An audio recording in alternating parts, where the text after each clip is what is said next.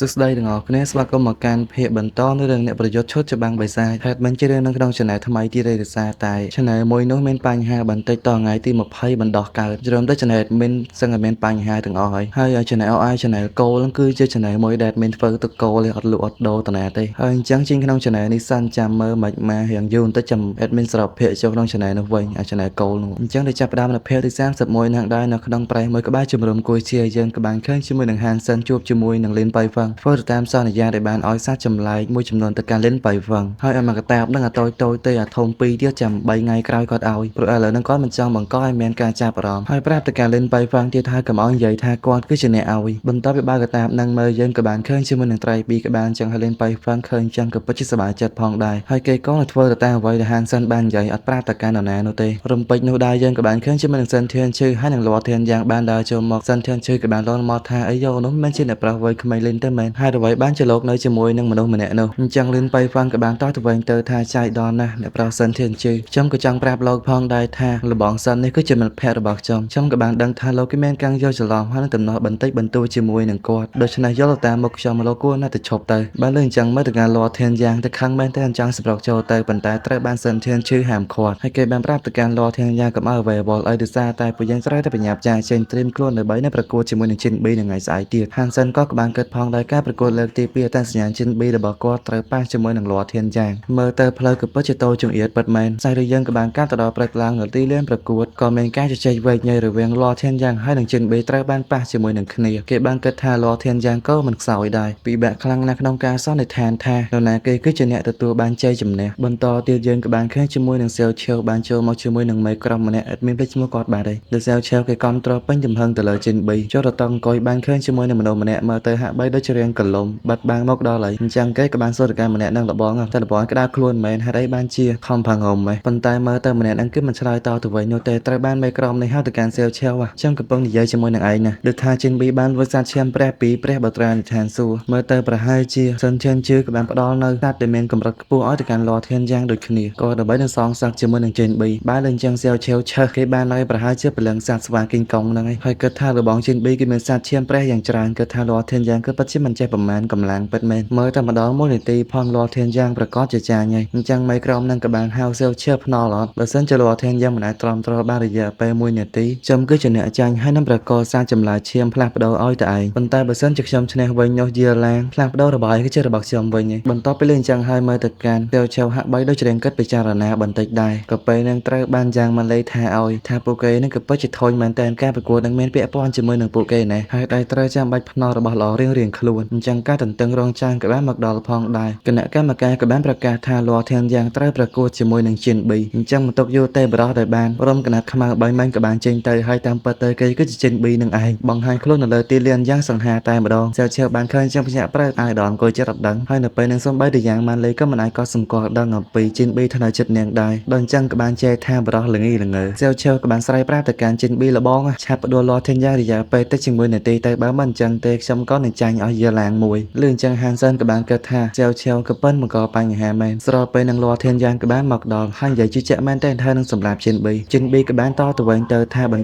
តមកពិនិត្យមើលអំពីគុណលក្ខណៈសម្បត្តិសិនទៅដែលអាចសម្រាប់ខ្ញុំបានដោយរបៀបណាអញ្ចឹងក៏បានចាប់ផ្ដើមវិភាគទិន្នន័យរាងកាយដែលថាសារទូទៅរបស់ជិនប៊ី100ពិន្ទុសារដើម100ពិន្ទុសារផ្លាស់ប្ដូរ47ពិន្ទុនិងសារឈាមព្រះគឺ29ពិន្ទុមិនត្រឹមតែប៉ុណ្ណឹងនោះទេក៏មានពលឹងសាស្ត្រ3 4ដែលគឺជាពលឹងសាស្ត្រឈាមព្រះពិសេសពលឹងសាស្ត្រឈាមផ្លាស់ប្ដូរនឹងគឺមិនចេះតិចទេបន្ទាប់ពីបានដឹងអញ្ចឹងមើលទៅកាន់ Hansen ទៅគាត់ក៏បានគិតថាមើលទៅលក្ខណៈសម្បត្តិគាត់នៅពេលនេះក៏ពិតជាមិនអាក្រក់នោះទេមានពលឹងសាស្ត្រឈាមព្រះ3និងពលឹងសាស្ត្រផ្លាស់ប្ដូរ4អាពលឹងសាស្ត្រផ្លាស់ប្ដូរតាមពិតគាត់មានច្រើនទេប៉ុន្តែគិតតាមប្រភេទដូចជាប្រភេទខ្យល់ខ្មៅអញ្ចឹងគាត់បានសម្លាប់វាច្រើនហើយនឹងស្រូបយកពលឹងវាមិនចេះតិចប៉ុន្តែបើគិតតាមប្រភេទសាស្ត្រគឺខ្យល់ខ្មៅនៅតែប្រភេទមួយដែរអញ្ចឹងក៏មានន័យថាគេរាប់តាមប្រភេទមិនរាប់តាមចំនួនទេបន្តមកទៀតការប្រកួតក៏ត្រូវបានចាប់ផ្ដើមឡើងហើយលាស់ធានយ៉ាងមិនទុកយូរទេក៏បានបញ្ចេញពលឹងសាស្ត្ររបស់គេជិះមកហើយក៏ជាស្វាគីងកង់អមេក្រុមនេះបានឃើញអញ្ចឹងហ្នឹងក៏ពិតជាសប្បាយចិត្តមែនតែមើលទៅអ្វីដែលគេគិតក៏ពិតជាមិនខុសនោះទេសិនធានជឿក៏ពិតជាបានផ្ដល់ឲ្យលាស់ធានយ៉ាងច្រើនដល់ឡៃទៅសែវឆាវចាប់ផ្ដើមកញ្ញាញខួយខ្លាចចាញ់សិនធានជឿដែលកំពុងតែឈរមើលគេបានគិតថាដើម្បីសម្លាប់ជិនប៊ីគេបានផ្ដល់លាស់ធានយ៉ាងនៅពលឹងសាស្ត្រតែរឆារហូតដល់2ឯណោះនិយាយរួមទៅគេនៅពេលនេះក៏ពិតជាសោកស្ដាយមែនតែគេមិនអាចសម្លាប់ជិនប៊ីដែលផ្ទាល់ដៃបានលើទីលាននៃការប្រកួតនេះវិញជិនប៊ីក៏បានដើរចូលទៅពោពេញទៅដោយថាមពលនិយាយទៅកាន់លាស់ធានយ៉ាង ថានៅថ្ងៃនេះទៅណាគេផ្ដល់នូវភាពក្លាហានឲ្យឯងហ៊ានប្រយុទ្ធជាមួយនឹងខ្ញុំប្រើរាងកាយតាំងពីជើង2ធម្មតារហូតដល់ជើង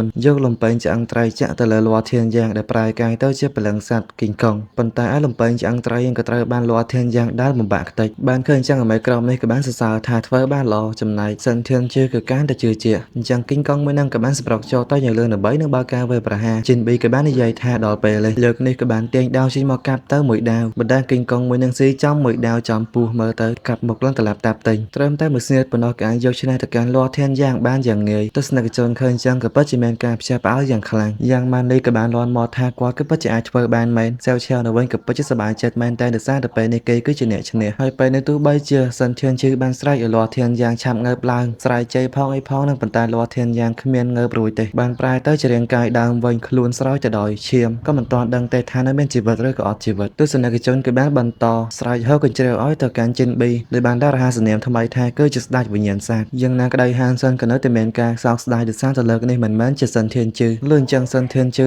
ក្តៅមែនតែក៏សន្យាផងដែរថានឹងសម្លាប់ជីនប៊ីនេះឲ្យបានសាររឿងបន្តទៀតក៏បានកាត់ទៅដល់ទីតាំងមួយទៀតយើងក៏បានឃើញជាមួយនឹងសេវឈើកំពុងទៅជិះលើសត្វដែលគេបានឈ្នះទៅលើមេក្រុមបាញ់មិញហ្នឹងហើយអ្នកឈួរសងខាងគឺជាកូនក្រុមហើយមេក្រុមបាញ់មិញឈ្មោះមេក្រុមលាវពួកកូនក្រុមមេក្រុមលាវនឹងក៏បានសរសើរទៅកាន់សេវឈើថាការវិនិច្ឆ័យរបស់ឯងមើលទៅពិតជាល្អមែនតែសូម្បីតែប្រធានលាវក៏ចាញ់ដែរប៉ុន្តែមិញពួកគេភ្លេចគិតអំពីរឿងនេះទៅនៅពេលដែលលាធានយ៉ាងត្រូវបានចាត់ការច្បាស់ណាស់ថាអំណាចរបស់ព្រះបុត្រានៃឋានសួគ៌ក៏បានចុះខ្សោយតាមនឹងផងដែរចឹងប្រកាសថាគឺពិតជាមានការសងសឹកហាន់សិនយូនឹងក៏នៅចិត្តនឹងផងដែរបានគិតខ្ញុំគឺជាអ្នកឈ្នះនោះទេប៉ុន្តែនៅទទួលបានផលប្រយោជន៍ពិតប្រាកដគឺជាសេវឈើទៅវិញសេវឈើក៏បានឃើញហាន់សិនហើយបានប្រាប់ថាអនុប្រធានយ៉ាងទៅបានហៅលបងទៅជួបអញ្ចឹងលបងគូណាតែបញ្ញាប់ទៅកុំឲ្យមានបញ្ហាហាន់សិនក៏បានតទៅវិញច្បាស់ណាស់ថាថ្មីនេះខ្ញុំអត់បានធ្វើអ្វីខុសទេសេវឈើក៏បានសួរបញ្ជាក់ថាតើលបងចង់ជិះសត្វរបស់ខ្ញុំដើម្បីធ្វើដំណើរទៅដែលអត់ព្រួយថាវាលឿនឆាប់ទៅដល់ការិយាល័យរបស់ចាយនោះប៉ុន្តែហាន់សិនគឺមិនត្រូវការឡើយក៏ទៀតថាថ្ងៃណាមួយគាត់ក៏នឹងមានសត្វជិះចឹងដែរបន្តិចក្រោយមកក៏បានមកដល់សួរទៅកាន់ប្រធានយ៉ាងម៉ាន់លីថាហៅគេមកមានការអ្វីអញ្ចឹងនាងក៏បានប្រាប់ទៅកាន់ហាន់សិនតែឈឹងសៀតបានប្រាប់តែមិនមែនថានាងឲ្យលោកមកធ្វើខាតជាមួយនឹងនាងគឺសំដៅទៅលើយ៉ាងម៉ាន់លីបានលើអញ្ចឹងហាន់សិនក៏បានគិតផងដែរមើលទៅឈឹងសៀនក៏ពិតជាមានការរៀបចំល្អបើសិនជានាងធ្វើបែបនេះប្រកាសណាស់ថាចង់ឲ្យគាត់ចូលក្នុងសាលាយោធាដោយសន្តិភាព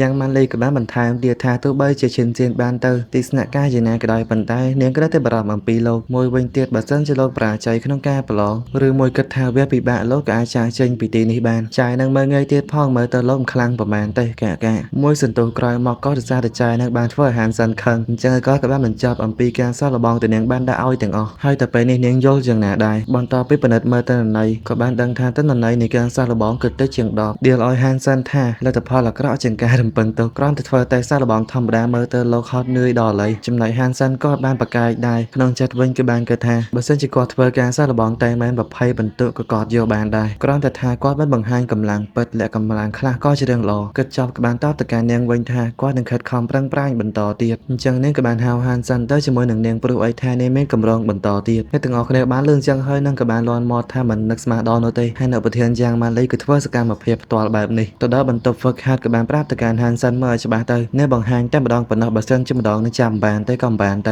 ៅអ្វីទៅអ្នកបង្ហាញបាញ់មិញក៏បានចាក់បញ្ចាំងលើទូរទស្សន៍ឲ្យហានសិនមើលអញ្ចឹងហានសិនក៏បានគិតថាមើលទៅវាពិសេសណាស់គ្រាន់តែថាក្បាច់កូនទៅនាងបានបង្ហាញគាត់គឺជាក្បាច់កូនធម្មតាវាមើលទៅមិនលំបាកនោះទេក្នុងការហាត់រៀនលោកពូនឹងដឹងថាមកពីណាទេហានសិនសំដៅទៅលើក្បាច់កូនគាត់បានសំដៅទៅលើឧបករណ៍ហើយប្រាប់ទៅកាន់ហានសិនថាវាមើលទៅសាមញ្ញណាស់ប៉ុន្តែតាមពិតទៅអាវត្ថុនោះវាត្រូវបានគេហៅថាគឺជាឧបករណ៍វាស់ទំនាញក៏ត្រូវបានគេបំពាក់នៅលើយន្តហោះអន្តរតារានិងនាវាចម្បាំងដើម្បីកាត់បន្ថយទំនាញចំណែកទៅលើការបណ្ដុះបណ្ដាលវិញត្រូវបានគេហៅថាបណ្ដុះបណ្ដាលអរិយឯងគិតថាយ៉ាងម៉ាលីគឺធ្វើវាបានជាងាយនោះក៏ដោយសារតែនាងមានកាយសម្បទាល្អប៉ុន្តែបើសិនជាមនុស្សមិនមានកាយសម្បទា10បន្ទុកទេវាក៏ពិតជាលំបាកហើយសូម្បីតារាចិត្តនឹងក៏មានអារម្មណ៍ថាត្រូវសម្ពាធដែរអានឹងក៏អាចនិយាយបានថាគឺជាបន្ទុកមួយបំពាក់ឧបករណ៍នឹងដើម្បីហ្វឹកហាត់អញ្ចឹងបន្ទាប់ពីរួចរាល់នាងក៏បានចេញមកវិញហើយបានប្រាប់ទៅកាន់ហានសិនឲ្យចូលម្ដងទៅនិងបង្ហាញអំពីសាច់ស្នៀតដែលនាងបានធ្វើអំបញ្ញមិញមួយវិញទៀតបើសិនចេះមានកាយសម្បទា10បន្ទុកទេមិនបាច់មកជួបនាងវិញទេដោយបានលើអញ្ចឹងលពូនឹងក៏បានប្រាប់ទៅកាន់ហានសិនមើលទៅកម្លាំងកាយសម្បទារបស់អញគឺពិតជាមិនអាចទៅរួចនោះទេតែចង់ខ្ញុំប្រាប់អំពីគន្លឹះសំខាន់ដែរអត់បើសិនជាចង់ដឹងពិតមែនគ្រាន់តែផ្ដល់នូវសាសឲ្យគាត់ពីទៅចាំគាត់ប្រាប់អញ្ចឹងហានសិនក៏បានសួរទៅកាន់ពូនឹងទៅទុកចាប់បានអត់អេដមីនសុំកាយបន្តិចអេដមីនប្រាប់ថាសាស2ក្បាលដល់លពូនឹងចង់បានតែពិតមិនមែនសាសទៅគឺជាស្រែអញ្ចឹងទៅបន្តិចក្រោយមកហានសិនក៏បានទៅផ្លាស់ប្ដូរសម្លៀកបំពាក់និងបានមកវិញហើយគិតថាខ្លួនឯងក៏ពិតជាល្ងងពិតមែនតែចាញ់បោកទៅលើពូនោះនិយាយរួមទៅគេមិនជឿនោះទេថាមនុស្សស្រវឹងសាយអាចដឹងអំ អំពី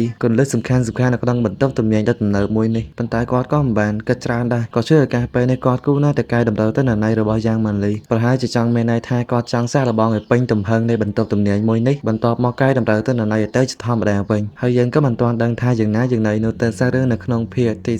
31-32ក៏ត្រូវបានបញ្ចប់ត្រឹមតែប៉ុណ្ណឹងនោះទៅជាស្រ័យដោយរងចាំយូរដែរមានប្រាប់យ៉ាងថារឿងហ្នឹងវាក្រចេញក្រអីចឹងទៅហើយជាស្ដាយឥឡូវទៅចេញតែភាគទី35ទេហើយយើងចាំឡើង3អាទិត្យទេគឺចេញបាន5ភាគហើយគិតមិនដែរហើយមួយភាគគេហ្នឹងតែ4នាទីគាត់អញ្ចឹង admin ក៏អត់ដឹងថាមិនទេហើយពួកគាត់ផ្សំមួយលើកមុនហ្នឹង admin ខានចេញរឿងដូចជាចិត្តមួយខែដែរហើយក៏ជាស្រ័យមែនទេតែពេលនេះ admin comeback មកវិញអញ្ចឹងបាយបាយជួបគ្នាវីដេអូក្រោយសួស្តីទាំងអស់គ្នាស្វាគមន៍មកកាន់ភាគបន្តនៅរឿងអ្នកប្រយុទ្ធឈុតច្បាំងបិសាចនៅក្នុងភាគនេះត្រូវបានចាប់ផ្ដើមឡើងនៅពេលដែលយ៉ាងម៉ាន់លីបានប្រឌិតមើលទិន្នន័យដែល Hansen បានតែសាកល្បងនៅក្នុងបន្ទប់ទំនាញនាងបានលាន់មាត់ថាគឺពិតជាមិនអាចទៅរួចនោះទេនិយាយទៅកាន់ Hansen លោកកំពុងតែបោកទេប៉ុន្តែ Hansen ក៏បានប្រាប់ថាតែខ្ញុំបានបញ្ចប់ការសាកល្បងតាមសំណើរបស់អនុប្រធាននេះដែរទាំងវីដេអូត្រួតពិនិត្យនិងការត្រួតពិនិត្យទិន្នន័យគឺសុទ្ធតែបានបញ្ជាក់និយាយចឹងទេប៉ុន្តែក្នុងចិត្តវិញក៏បានគិតថាទោះបីជាគាត់បានលួចបដោតទិន្នន័យបន្តិចក៏ដោយប៉ុន្តែក៏ងាយស្រួលផងដែរសម្រាប់គាត់មើលទៅការធ្វើតេលើក្រោយគាត់គួរណាស់ធ្វើពុតអាក្រក់ជាងនឹងបន្តិចឯងព្រោះថាការធ្វើបែបនេះប្រហែលជាវាមានប្រយោជន៍សម្រាប់គាត់ទោះបីជា Hansen ប្រាប់អញ្ចឹងក្តីប៉ុន្តែនាងក៏បានតទៅវិញទៅថាមិនជឿនោះទេវាពិតជាមានបញ្ហាចំពោះរឿងនេះបើពឹងផ្អែកទៅលើកាយសម្បត្តិរបស់លោកបច្ចុប្បន្នហេតុអីបានជាបញ្ចប់ការធ្វើតេសាកល្បងនេះយ៉ាងលឿន Hansen ក៏បានតបវិញថាប្រហែលជាឧបករណ៍សាកល្បងទំនាញគឺជួយជំរុញសក្តានុពលរបស់ខ្ញុំឯងហើយនឹងចំពោះបញ្ហាមួយនេះខ្ញុំក៏សូមអរគុណទៅដល់នៅប្រធានយ៉ាងម៉ាន់លីដែលបានខិតខំប្រឹងប្រែងបានលើកពីសម្ដី Hansen និយាយចាក់ទឹកមិនលិចបែបនេះហើយនាងក៏ហាក់បីដូចជាមានអីតបតនោះទេ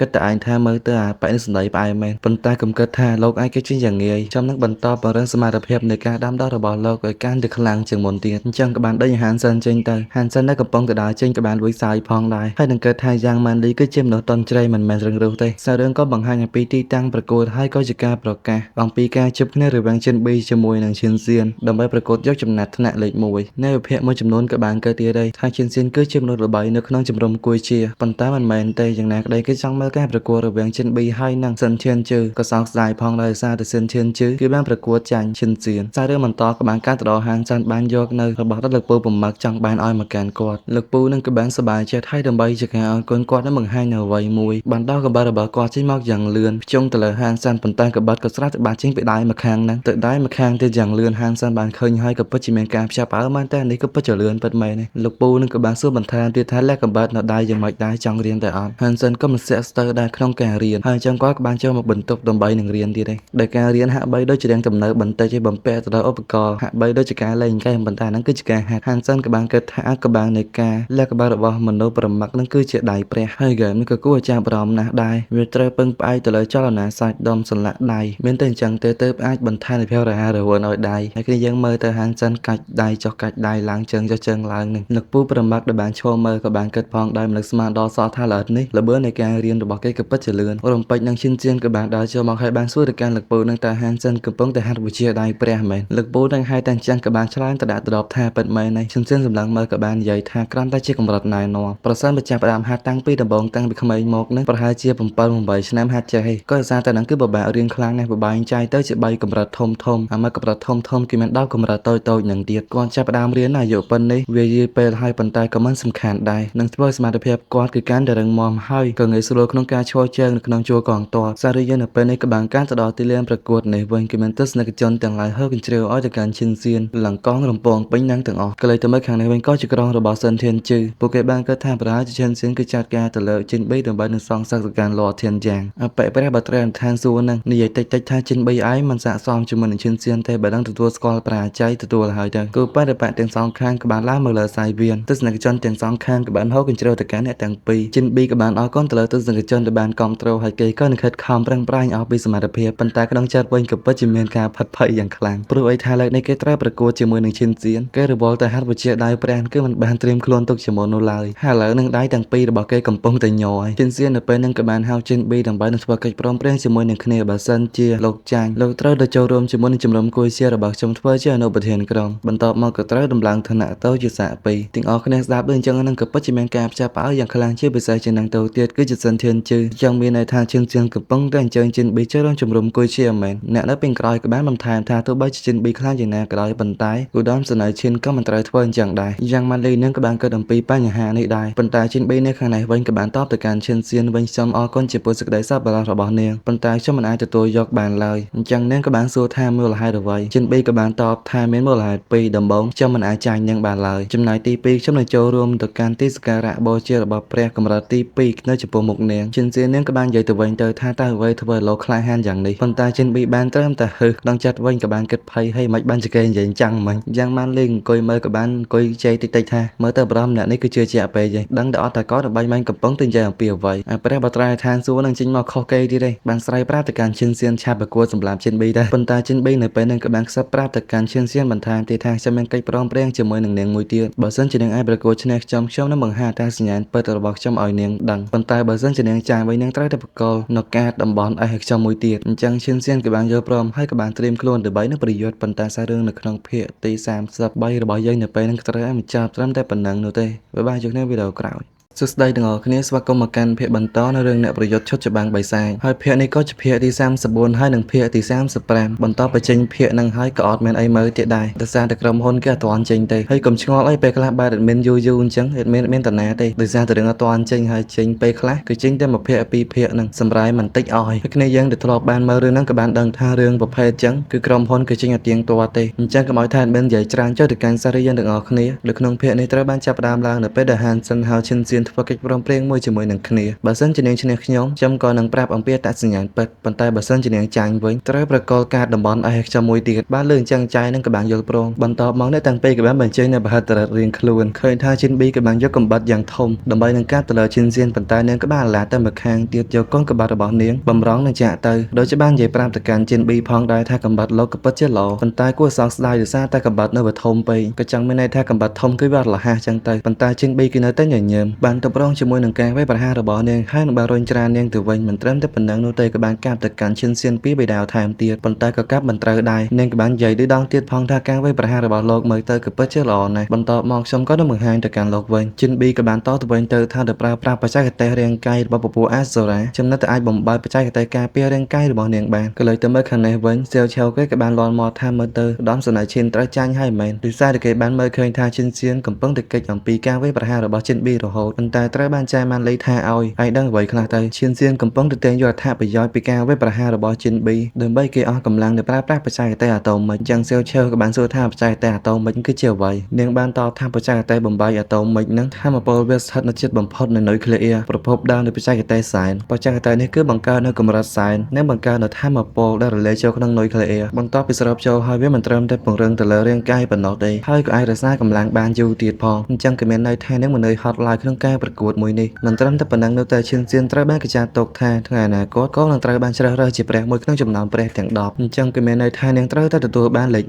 1នៅក្នុងជំរំកុយជាបត្រាឋានសួគ៌នៅវិញគេក៏បានដឹងអញ្ចឹងដែរនៅពេលដែលជិនប៊ីហត់នឿយប្រកាសថាឈិនសៀនក៏នឹងអាចចាត់កាយជាងាយទៅកាន់ជិនប៊ីពេលនោះជិនប៊ីនឹងចាញ់ប៉ុន្តែនៅពេលនឹងត្រូវបានអ្នកប្រុសម្នាក់មកនិយាយកាត់ថាជិនប៊ីមិនចាញ់ឡើយម្នាក់នឹងក៏ជាអ្នកប្រុសយានធ្លាប់ត្រូវបានហានសិនសង្គ្រោះម្ដងនៅពេលបាញ់ព្រួយនឹងប៉ុន្តែអត់ទាន់ស្គាល់ទេហើយជិនប៊ីនិងហានសិនគឺជាមនុស្សតែមួយអញ្ចឹងសិនធានជឿក៏បានតទៅវិញទៅថាអ្នកប្រុសយានមើលទៅកាន់លោកនៅក្មេងនៅឡើយនោះទេដូច្នេះលោកកុំចេះតែស្មានប្រយ័ត្នតែស្មានខុសម៉ាស់មកទៅអញ្ចឹងអ្នកប្រុសយានក៏បានតទៅវិញទៅថាអញ្ចឹងខ្ញុំមិនដឹងនោះទេថាជិនប៊ីយករបស់ប៉ុន្មានយ៉ាងពីលោកទៅបានលើអញ្ចឹងមើលទៅកាន់អបិនឹងខឹងមែនតែប៉ុន្តែមិនអាចធ្វើអ្វីកើតឡើយកាលតែមើលខាងការប្រកួតនៅវិញឈិនសៀននឹងក៏ពិតជាមានការងាយឆ្ងល់នាងក៏បានប្រើប្រាស់បច្ចេកទេសបំបាយអាតូមិកអញ្ចឹងអ្នកមានហត់នឿយឬក៏អស់កម្លាំងនោះទេក្នុងការប្រកួតប៉ុន្តែហើយអ្វីបានជាជិនប៊ីដូចជានាងដែរអញ្ចឹងគាត់មិនហត់នឿយហើយក៏មិនអស់កម្លាំងជិនប៊ីក៏បានដឹងអំពីអ្វីដែលនាងបានឆ្ងល់ហើយដើម្បីអួតខ្លួនឯងថាដើម្បីខ្លាចទៅជាបរិះលេខ1នៅក្នុងជំរំគួយជាអញ្ចឹងខ្ញុំមិនអាចដួលនៅមុខនាងបានទៅហានសិនក៏បានគិតឲ្យយើងបានដឹងផងដែរថាអ្វីដែលគាត់បានប្រើប្រាស់គឺជាបច្ចេកទេសហារាងកាយដែលមានឈ្មោះអីផ្លេចបាត់អីហើយគាត់ទិញឲ្យប្អូនស្រីគាត់លើកមុនទៅប្រើប្រាស់កាត S0 ហ្នឹងហើយគាត់ក៏បានរៀនបច្ចេកទេសហ្នឹងដែរទៅអញ្ចឹងបានជាគាត់អាចសួរទ្រាំបានជិនសៀនក៏បាននិយាយទៅកាន់ជិនប៊ីថាបើសិនជាលោកនិយាយអញ្ចឹងទៅហើយនោះអញ្ចឹងខ្ញុំក៏មានតែប្រើប្រាស់បច្ចេកទេសពិសេសរបស់ខ្ញុំតែប៉ុណ្ណោះដូច្នេះនាងក៏បានបញ្ចេញឧត្តមថាមពលពីចេញមកហើយនេះក៏ជាការបញ្ចេញនៅព្រលឹងសាស្ត្រកម្រិតឈាមព្រះ បូករួមជាមួយនឹងព្រលឹងតោមាសកម្រិតផ្លាស់ប្ដូរសម្បីតែចៅយ៉ាងម៉ាន់លីក៏ដែលបានខិតស្និទ្ធនេះអស់រយៈពេលយ៉ាងយូរដែរអញ្ចឹងព្រលឹងសាស្ត្រទាំងពីររបស់ឈិនសៀនទៅបានរួមបញ្ចូលគ្នាក៏បានហោះដើម្បីនឹងវេប្រហារទៅលើហានសិនដូច្នេះហានសិនក៏បានដឹងថាកំឡុងពេលនេះបើសិនជាគាត់នៅតែប្រើប្រាស់ក្បាច់គុណគឺមិនបានទៀតឡើយដូច្នេះគាត់ក៏បានតដានស្លាប់អ្នកហោះឡើងទៅខាងលើអ្នកប្រយោជន៍នៅខាងនេះក៏បាននិយាយថាមើលទៅឈិនសៀនប្រកាសជាចាញ់ប៉ុន្តែក៏មើលពីសិនធានជឿក៏ពិតជាខឹងមែនតើសាតោមេរបស់ឈិនសៀនក៏នៅតែបន្តបើការវេប្រហារទៅលើចិនប៊ីក៏នៅតែបន្តកិច្ចឡើងទៅលើអាកាសចុះឡើងដោយបានឃើញអញ្ចឹងឈិនសៀនមើលទៅកាន់នាងទៅក៏ពិតជាមួម៉ៅមែនតើហ៊ានលេចល្បាជាមួយនឹងនាងផងសូម្បីតែទស្សនិកជនទាំងអស់មើលទៅហាក់បីដូចជាមិនសូវពេញចិត្តទៅលើចិនប៊ីប្រហែលតែដោយសារតែឈិនសៀនគឺជាអ្នកវេប្រហារនៅពីក្រោមអត់ចេះហោះដូចជាចិនប៊ីឡើយអញ្ចឹងក៏មានន័យថាចិនប៊ីយកព្រៀបទៅលើឈិនសៀនហើយឈិនសៀនក៏បានថយទៅកាន់ចិនប៊ីពីបិមាថែមទៀតអញ្ចឹងចិនប៊ីក៏បានតបទៅកាន់នាងវិញថានាងគួរតែបានដឹងអំពីអ្វីក្នុងសមរភូមិក្នុងនាមគឺជាទាហានម្នាក់គួរតែបានដឹងថាអ្នកឆ្នះជាស្ដេចអ្នកចាញ់ជាចៅហើយបើសិនជានាងបានជួបគូប្រជែងដែលចេះហោះហើរតែនាងនឹងសមគូប្រកួតរបស់នាងបោះបង់សមត្ថភាពហោះហើរដើម្បីប្រកួតជាមួយនឹងនាងនឹងក្រៅមែននឹងធ្វើនាងឯងសម្លាប់គេបានយ៉ាងងាយបន្ទាប់ពីលើអញ្ចឹងមើលទៅកាន់ឈិនសៀនហាក់បីដូចជាបានយល់អ្នកប្រាជ្ញយានក៏បាននិយាយថាចិនប៊ីនិយាយត្រូវអញ្ចឹងក៏បានហៅកូនចៅរបស់គេទៅវិញនៅពេលនេះហ្គេមបានចប់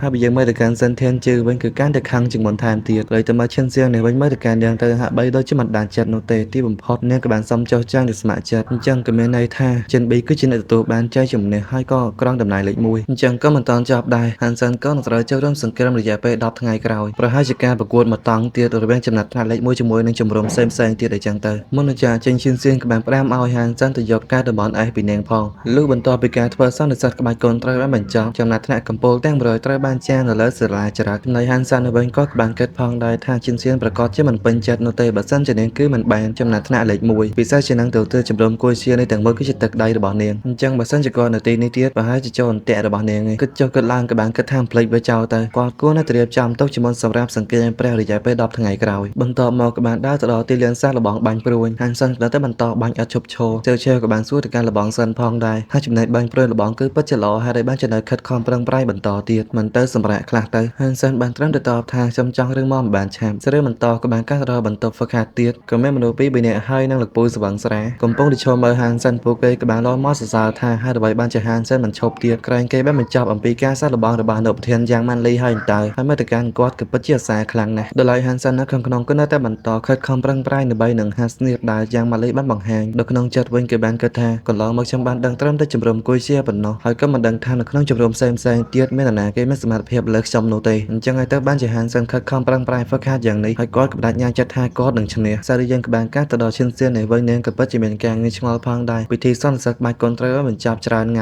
ៃហើយបានជាចិនប៊ីមិនតាន់មកយកកាត់តំបន់អេសទៀតសរសើរទៅកាន់ចិនប៊ីថាឆ្លាតពិតមែនគាត់បានដឹងហើយបើសិនជាគាត់មកប្រហែលជាអាចនឹងចូលអន្ទាក់នឹងមិនអាចចេញពីទីនេះបានដោយសុកកលេចទៅមើលម្ខាងក៏បានឃើញជាមួយនឹងហានសិនកំពុងតែហាត់ចំណេញដៃព្រះអញ្ចឹងនឹងក៏ចង់ដឹងផងដែរតើហានសិននៅពេលនេះអាចរីកចម្រើនបានប្រមាណទៅបន្ទាប់ពីមើលទិន្នន័យដែលបានបញ្ជាក់រួចហើយក៏បានធ្វើឲ្យនាងក៏ពិតជាមានការផ្ចាស់ផ្អើលយ៉ាងខ្លាំងត្រឹមតែរយៈពេលប្រមាណថ្ងៃសោះហានសិនអាចឈានទៅដល់កម្រិតដំបូងនៃការវិវត្តហើយនាងក៏សឹងតែមិនគួរឲ្យជឿរំលឹកទៅកាន់ខ្លួនឯងនៅពេលដែលបានឈានទៅដល់កម្រិតនេះគឺប្រើរយៈពេលឲ្យយ៉ាងច្រើនឆ្នាំគិតថាទេពកោសល្យរបស់បារម្ភម្នាក់នេះមើលទៅក៏ពិតជាមិនធម្មតានោះទេអញ្ចឹងហានសិនដែលកំពុងតែហាត់នឹងក៏បានខិតខំប្រឹងប្រែងបន្តទៀតទីបំផុតក៏បានទម្លុះទៅដល់មួយកម្រិតទៀតហើយអញ្ចឹងក៏ពិតជាសប្បាយចិត្តមែនតែងាកទៅក្រោយក៏ស្រាប់តែបានឃើញថាឈានសៀននៅពេលនេះបានយកទឹកមកដល់ឲ្យគាត់អញ្ចឹងហានសិនក៏បានសួរថាតើនាងមកនៅពេលណាគិតផ្លឹកបន្តិចទៀតផងដោយសារតែមានអារម្មណ៍ថាងាយឆ្ងល់យ៉ាងណាក្តីនាងក៏នៅតែហុចទឹកឲ្យសួរថាលោកផឹកឬអត់ហានសិនក៏បានទទួលយកទាំងឆ្ងល់ហើយនាងក៏បានដើរចាក់ចេញទៅវិញដើរបណ្ដើរគិតបណ្ដើរឲ្យសំណាងល្អណាស់ដល់ពេលនេះគាត់ស្ថិតនៅក្រោមការគ្រប់គ្រងរបស់ខ្ញុំជាមួយនឹងសមត្ថភាពរបស់គាត់បច្ចុប្បន្ននៅពេលនេះគាត់អាចគ្រប់គ្រងអាវុធបាញ់ពីចម្ងាយនៅជំរំគួយសៀបានយ៉ាងពេញលេញហើយទេពកោសល្យដែលមានសក្តានុពលបែបនេះនាងត្រូវតែចាប់ឲ្យជាប់សាររឿងក៏បានការទៅដល់ប្រមាណថ្ងៃក្រោយទៀតហានសិនកំពុងតែអង្គុយបារម្ភដោយសារថ្ងៃស្អែកនេះគឺជាថ្ងៃដែលចាប់ផ្ដើមសង្គ្រាមព្រះគាត់ហាក់បីដូចជាមានអារម្មណ៍ថាភ័យបន្តិចដែរនឹងហើយបើយើងទៅតែរបាយការណ៍ឬក៏ទទួលបានគឺមានការគម្រាមកំហែងពីមនុស្ស2នាក់ក៏មានន័យថាមនុស្ស2នាក់ហ្នឹងគឺជាមនុស្សដែលមានទេពកោសល្យខ្លាំងដូចជាគាត់អញ្ចឹងដែរអ្នកទី1គឺមានឈ្មោះថាផាំងចិនលៀងគឺជាមនុស្សមកពីហ្វឹងជឺប៉ុន្តែចំណែកម្នាក់ទៀតវិញគាត់បានដឹងច្បាស់អំពីគេទេម្នាក់ទៀតនឹងក៏មានឈ្មោះថាលេនហ្វាំងក៏ចាប់អារម្មណ៍ថាគេមានតកូលដូចជាលេនបៃហ្វាំងអញ្ចឹងដែរតើអាចដឹងទេថាអ្នកទាំងពីរនេះគឺជាបងប្អូនជីដូនមួយនឹងគ្នាប៉ុន្តែឆ្ងល់ណាស់បើសិនជាអញ្ចឹងមែនហេតុអីបានជាអ្នកទាំងពីរមិនជ្រើសរើសចូលជំរុំតែមួយទៅហេតុអីបានជាជ្រើសរើសជំរុំពីរផ្សេងគ្នាអញ្ចឹងគិតចូលគិតឡើងមានអារម្មណ៍ថារឿងនេះគឺកាន់តែចម្លែកនឹងដែរមិនគិតអំពីកម្រិតពួកគេគ្រាន់តែព្រលឹងសារទៅពួកគេមែនគឺគួរឲ្យភ័យខ្លាចណាស់ទៅហើយហានសិនក៏សង្ឃឹមផងដែរថានឹងមិនអាចជួបអ្នកទាំងពីរនៅពេលដែលចាប់ផ្ដើមដំបូងឡើយព្រោះថាបើសិនជាគាត់ជួបអ្នកទាំងពីរនៅពេលដែលចាប់ផ្ដើមដំបូងនោះក៏មានឱកាសចាញ់តិចជាងឈ្នះអញ្ចឹងបើជួបនៅពេលដែលការប្រកួតចុងក្រោយគាត់ប្រហែលជា ជាអាចតោងបានចៃជំនះតិចៗដែររំពេចនឹងក៏មានការតាក់ទងមកដល់ដឹងទេថាម្នាក់នឹងគឺជានរណាគេ Hansen ក៏បានលើកទូរស័ព្ទគេបានសួរបញ្ជាក់ទៅលោកគឺជា Hansen មិនមែន Hansen ក៏បានប្រាប់ថាប្រកាសណាស់អញ្ចឹងគេក៏បានប្រាប់ថាខ្ញុំមានឈ្មោះថា Fang Jinchi ដែលជាប្អូនប្រុសទី4របស់ Suzy ហើយប៉ែ Suzy ក៏ជាប៉ែម្នាក់ដែលត្រូវបាន Hansen វាយយ៉ាងដំណោះគេចង់និយាយជាមួយនឹង Hansen ព្រោះអីថារឿងនេះគេមានទំនាក់ទំនងជាមួយនឹងសង្គ្រាមព្រះនៅថ្ងៃស្អែកនេះហើយបើសិនជាលោកអាចមកបានប្រកាសណាស់ថាមិត្តរបស់ខ្ញុំប្រកាសជាអរគុណយ៉ាងខ្លាំងចំពោះលោករំពេចក្រោយមកទៀតយើងក៏បានឃើញថា Hansen ក៏បានមកដល់ទីនឹងមើលអំពីវីដេអូមួយនៃការប្រកួតដែលហាក់បីដូចជាក្បាច់គុណអីមួយអញ្ចឹងទៅ Hansen ក៏បានសួរទៅកាន់គេហើយខ្ញុំមកទីនេះគឺដើម្បីនឹងមើលអំពីវីដេអូនេះមែនអញ្ចឹងម្នាក់អាវក្រហមក៏បានសួរទៅកាន់ Hansen តើលោកមានអារម្មណ៍ថាធ្លាប់ស្គាល់ដែរឬក៏អត់ហើយយើងក៏ដឹងអំពីតសញ្ញាណពួកគេបន្តិចទៅដែលម្នាក់ពាក់អាវក្រហមនឹងហើយម្នាក់ពាក់អាវសនឹងគឺជា Lin Feng ច្បាស់ណាស់ថាអ្នកទាំងពីរកំពុងតែប្រេះបារម្ភអំពីមនុស្សម្នាក់នៅក្នុងវីដេអូមួយនឹងទៀតអញ្ចឹង Hansen ក៏បានគិតថាបើតើអ្វីដែលគាត់បានឃើញមនុស្សម្នាក់នោះហាក់បីដូចចំណេញក្នុងការប្រើប្រាស់ចំណេញដៃវាស្រដៀងទៅនឹងក្បាច់គុណចំណេញដៃព្រះរបស់គាត់ដែរប៉ុន្តែចំណេញដែលគាត់បានប្រើប្រាស់វាគឺកាយសាហាវជាងចលនានៃការវាយប្រហារមួយពោពេញទៅដោយអធិពលដូច្នេះក៏បានសួរទៅកាន់អ្នកទាំងពីរទាំង3នាក់នឹងថាតើគេគឺជានរណា Hansen លើក៏បានតបថាគាត់គឺជា Demigod ហើយសូត្រមានថាម៉េចថាម៉េចក៏អត់ទាន់ដឹងពាក្យនេះច្បាស់ដែរហើយក៏ជាចៅប្រុសរបស់សភាជាន់ខ្ពស់ម្នាក់ទៀតផងបន្ទាប់ពីលើអញ្ចឹង Hansen ក៏បាននិយាយទៅវិញទៅថាអញ្ចឹងតើគេមានពាក់ព័ន្ធអ្វីជាមួយនឹងខ្ញុំក៏មិនចង់ពាក់ព័ន្ធជាមួយនឹងរឿងនយោបាយដែរអញ្ចឹង Hansen លើក៏បានតបទៅកាន់ Hansen វិញថាកុំបារម្ភអីវាពិបាកសម្រាប់យើងក្នុងការចូលទៅចិត្តគាត់ដោយសារតែគាត់ត្រូវបានអង្គរៈខ្លាំងយ៉ាងច្រើនការពារមិនថាដោយសម្ងាត់ឬក៏បើចំហឡើយហើយខ្ញុំអញ្ជើញមកលើនេះគឺដើម្បីឲ្យលោកត្រាបតាមចលនារបស់គាត់ហើយនឹងអនុវត្តជាមួយនឹងពួកយើងដើម្បីនឹងត្រៀមថ្ងៃស្អែកនេះ Hansen នៅពេលនឹងខំប្រឹងបដិសេធដែរហើយថាគាត់អត់ចេះអីទាំងអស់ទេប៉ុន្តែ Hansen លើក៏បានតបថាមិនចាំបាច់ធ្វើប៉ុតទេគេបានសួរទៅកាន់លោកពូប្រមាក់ហ្នឹងឯងហើយគាត់បានណែនាំឲ្យមកជួប Hansen ហ្នឹងឯងហើយបើទោះបីចង់លាក់ក៏ចង់លាក់អំបានដោយសារតែ Hansen ឈានដល់កម្រិតទី3នៃចំណេញដៃព្រះហ្នឹងដំណឹងនេះល្បីខ្ទោខ្ទាពេញទាំងអស់ហ្នឹងហើយបើសិនជាព្រមធ្វើការជាមួយនឹងគេចង់បានអ្វីគេនឹងឲ្យនឹងដូច្នេះ Hansen សប្បាយចិត្តផ្លែតមិនទុកយកទេគាត់ចង់បានចំណេញក្បាច់គុណ Holy Hell ក៏ប្រែមកថាក្បាច់គុណនរកបរិសុទ្ធវាផ្ទុយពីក្បាច់គុណលើកមុនដែលគឺជា Holy Angel ប៉ុន្តែលើកនេះគាត់ចង់បាន Holy Hell បាញ់មិនគ្រាន់តែជាអ្វីដែល Hansen គិតប៉ុណ្ណោះគាត់បានតបទៅកាន់ពីរនាក់នឹងថាគាត់ចង់បានការតំបន់អេសដើម្បីយកទៅទិញក្បាច់គុណនឹងអញ្ចឹងទៅណាមិនទាន់ដឹងទេថ្នាក់ទាំងពីរយល់ព្រមឬអត់សាររឿងនៅក្នុងភាគទី34-35បញ្ចប់ត្រឹមតែប៉ុណ្ណឹងនោះទេហើយ admin ក៏បានបញ្ជាក់ការពីដើមវីដេអូផងដែរថារឿងហ្នឹងអត់តដឹងថាកាលគេចេញមកទៀតទេហើយក៏មានតែរងចាំប៉ុណ្ណោះបាយបាយសួស្តីទាំងអស់គ្នាស្វាគមន៍មកកាន់ភាគទី36នៅរឿងអ្នកប្រយុទ្ធឈុតច្បាំងបិសាចហើយគេចេញបានមកភាគទៀតហើយនៅក្នុងភាគនេះត្រូវបានចាប់ផ្ដើមឡើងនៅពេលដែល Hansen លាវបានដឹងអំពីអ្វីដែល Hansen ចង់បានចឹងគេក៏មានន័យបដិសេធដែរ Lin Feng ក៏បានប្រាប់ទៅកាន់លបង Han ថានៅពេលនេះលបងគួរណាស់ទៅសិក្សាអំពីសាច់ស្និទ្ធទៅលើវីដេអូបាញ់ជាមុនសិនទៅព្រោះឲ្យថាពួកយើងគឺមានពេលច្រើនទៀតទេថ្ងៃស្អែកគឺជាការប្រកួតសង្គ្រាមព្រះហើយអញ្ចឹងមើលទៅយប់នេះប្រហែលជាពួកយើងត្រូវអនុវត្តពេញមួយយប់ឯងសាច់រឿងយើងក៏បានកាត់ទៅដល់ជាច្រើនម៉ោងក្រោយមកយើងក៏បានឃើញជាមួយនឹង Hansen លាវក៏បានលោថាហេតុអ្វីបានជាលបងសិនយូរម្លេះប៉ុន្តែ Lin Feng ក៏បានតបថាកុំឲ្យទះសារពេកអីកន្លងផុតទៅយ៉ាងយូរមានន័យថាគាត់គឺបានសិក្សាយ៉ាងលំបាកនិយាយចាប់ Hansen ក៏បានចេញមកវិញក៏ដូចជាបានប្រាប់ថាខ្ញុំស្ទើរទៅស្គាល់ចំណេញនៃបច្ចេកទេសនេះហើយអញ្ចឹងពេលនេះគួរណាស់ទៅសារលបង Hansen លើក៏បាននិយាយថាលបងមើលទៅជាជាក់ដល់ហើយក៏ពិតជាមានទំនុកចិត្តណាស់ដូច្នេះ Hansen ក៏មិនទុកយូរដែរបញ្ចេញកូនកបាត់មួយចេញមកតែវាគឺជាកូនកបាត់មួយមិនសូវមុតហើយក៏មិនធ្ងន់ Hansen លើមើលទៅគេហាក់បីដូចជាមិនសូវជឿជាក់ទៅលើ Hansen ដដែលហ្នឹងប៉ុន្តែក៏មិនជាបញ្ហាអ្វីដែល Hansen នៅពេលនេះក៏បានបញ្ចេញល្បឿនយ៉ាងលឿនយកកូនកបាត់ជុំទៅលើកHansen លើក៏បានប្រាប់ថាមិនទាន់ចាប់ផ្ដើមនៅឡើយនោះទេអញ្ចឹង Hansen ក៏បានតបថានៅពេលនេះចាប់ផ្ដើមហើយអញ្ចឹងគេក៏បានកិច្ចទៅក្រោយមកខាងដូចជាបានឃើញសាច់ស្ទៀតដែល Hansen កំពុងតែប្រើប្រាស់ដោយថាបដូរកំបាត់មួយទៅដៃមកខាងទៀតគឺពិតជាលឿនជាពិសេសជាងនឹងទៅទៀតគឺល្បឿននៃការប្រើប្រាស់ដៃក៏ដូចជាល្បឿនចលនាមួយរំពេចសោះក៏បានយកកំបាត់ទៅឆោតមកHansen លើ Lin Feng បានឃើញអញ្ចឹងក៏បានដឹងថានេះគឺជាមូលហេតុដែលលបង Han មិនប្រើប្រាស់កំបាត់ដែលមុតស្រួយហើយនឹងធ្ងន់មិនទុកយូរទេកំឡុងពេលនឹង Hansen លើក៏បានហត់ទៅដល់ Hansen ប៉ុន្តែ Hansen កិច្ចទៅមកខាងទាត់ថែមពីបច្ចេកមកដល់ Hansen ខ្ទៀតអញ្ចឹង Hansen ក៏ហាក់បីដូចជាមានអារម្មណ៍ថាកាយសម្បទារបស់ Hansen លើគឺខ្លាំងជាងគាត់ទៅទៀតហើយបានគិតថាបើសិនជាគាត់ប្រយុទ្ធជាមួយនឹង Hansen លើដែលប្រើប្រាស់កម្លាំងចេញពីកាយសម្បទាច្បាស់ណាស់ថាគឺមិនអាចយកឈ្នះបានឡើយដូច្នេះគាត់ជំនាញក្នុងការប្រយុទ្ធចិត្តដែរមិនទុកយូរទេក៏បានសម្រុកចូលទៅហើយក៏បានប្រាប់ទៅកាន់ Hansen លើផងដែរថាទោះបីជាខ្ញុំក្មេងជាងលោកយ៉ាងណាក៏ដោយប៉ុន្តែសូមមើលអំពីចលនារបស់ខ្ញុំឲ្យបានច្បាស់ Hansen លើក៏បានវាយទៅម្ដាយត្រូវបាន Hansen ចាប់ដៃជាប់ស្របពេលដែល Hansen គឺបានយកកំបិតចុងកទៅលើ Hansen លើហើយកំបិតនឹងហាក់បីដូចជានៅក្នុងដៃអាវលាក់កំបិតអីចឹងទៅHansen លើក៏មានការងឿងឆ្ងល់ផងដែរកំបិតមិញក៏នៅដៃស្ដាមសោះហើយអ្វីបានផ្លាស់ទីមកដៃឆ្វេងលឿនយ៉ាងនេះ Lin Feng ក៏បានដើរចូលមកហើយបានសរសើរទៀតផងថាមើលទៅការជ្រើសរើសលបងសិនមកបង្ហាញលើកនេះក៏ពិតជាត្រឹមត្រូវពិតមែនហើយបើប្រៀបធៀបជាមួយនឹង Aitomo ក៏ជាមនុស្សម្នាក់នៅក្នុងវីដេអូហ្នឹងហើយទំដឹងឈ្មោះគឺនៅខ្វះតែបន្តិចទៀតទេបន្ទាប់ពីចប់ហើយ Hansen ក៏បានចាក់ចេញមកវិញក្នុងដៃកាន់កាត S0 ហើយមើលទៅក៏ពិតជាសប្បាយចិត្តមែនតើនិយាយផងដែរថាមើលទៅយប់នេះ ក៏ពិតជាមិនអត់ប្រយោជន៍នោះទេទោះបីជាខ្ញុំសប្បាយចិត្តនៅពេលដែលបានឈ្នះហាងសិនលាវយ៉ាងណាក៏ដោយប៉ុន្តែខ្ញុំក៏បានដឹងផងដែរថាហាងសិនលាវកំឡុងពេលនៃការប្រកួតគាត់ក៏បានបន្ថយកម្លាំងគាត់បើសិនជាប្រកួតពិតប្រាកដណាស់ថាគាត់ក៏អត់មានឱកាសនឹងដែរពិសេសជាងនឹងទៅទៀតគឺ Lin Feng គេបានបញ្ចេញសាច់ស្នៀតអ្វីទាំងអស់ចឹងការប្រកួតជាមួយនឹង Lin Feng ក៏នៅតែជាបញ្ហាចឹងក៏មិនគិតច្រើនដោយសារតែចំណេញដៃព្រះរបស់គាត់នៅពេលនេះហាក់បីដូចជ្រាយចម្រើនពីមួយកម្រិតទៅមួយកម្រិតទៀតហើយគាត់ក៏អាចផ្លាស់ទីកំបត្តិបានជាងាយនៅក្នុងដៃអាវវាល្អសម្រាប់ទាញយកផលប្រយោជន៍ទៅពេលដែលគូប្រជែងភ្លេចខ្លួនយកឈ្នះតែម្ដងប៉ុន្តែបើប្រៀបធៀបជាមួយនឹង Aitomo វិញគាត់គួរនៅតែខិតខំប្រឹងប្រែងបន្ថែមទៀតទៅអាចតាមទាន់គាត់បានមើលទៅសាររឿងក្បាលការទៅដល់ Tang Sin Liao នេះវិញនៅពេលនេះគេកំពុងតែចុករយដៃសារតែប្រកួតជាមួយនឹង Hansen 4 ម៉ោងគេហាក់បីដូចជាអត់ទទួលបានផលប្រយោជន៍អ្វីសោះ Lin Feng មើលទៅឯងគឺពិតជានិយាយត្រូវពិតមែនមនុស្សម្នាក់នោះមិនចាញ់ Aitomo ប្រហែលទេ Lin Feng ក៏បានតបថា Aitomo គ្រាន់តែជាជំនាញប៉ុន្តែ Hansen បានដឹងអំពីអត្ថន័យពិតនៃការប្រយុទ្ធចិត្ត Tang Sin Liao ក៏បាននិយាយទៀតថាមើលទៅបន្ទាប់ពី2ឆ្នាំក្រោយគាត់ប្រហែលជាខ្លាំងជាងពួកយើងនេះសាររឿងក៏បានការទៅដល់ព្រឹកឡើងហើយក៏ជាការប្រកួតនៃសង្គ្រាមព្រះ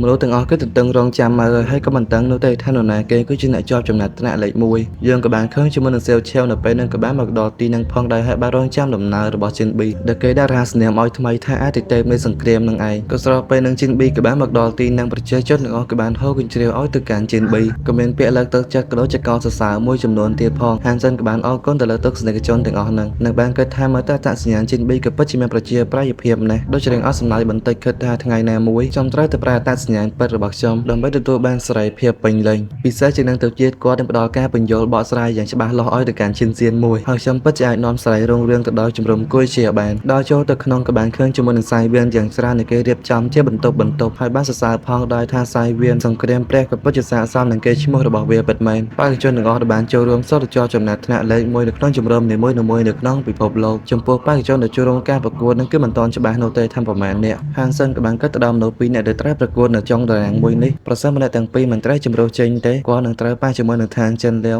និង Lin Feng នៅដល់ប្រកួតក្រោយនៅពេលដែលកំពូលទាំង10ក៏នឹងត្រូវបានសម្រេចបានគិតទៅដល់ Tang Chen Liao ជាមួយនឹង Lin Feng ខ្លះជួបជាមួយនឹង Aitomo ទៅបានជាហៅគាត់ទៅណែនាំលទ្ធផលនោះវិញខ្ញុំជាអ្នកទទួលបានផលប្រយោជន៍អញ្ចឹងសាររឿងក្នុងភាគទី36របស់យើងត្រូវបានបញ្ចប់ត្រឹមតែប៉ុណ្ណឹងនោះទេជម្រាបលាជួបគ្នាវីដេអូក្រោយ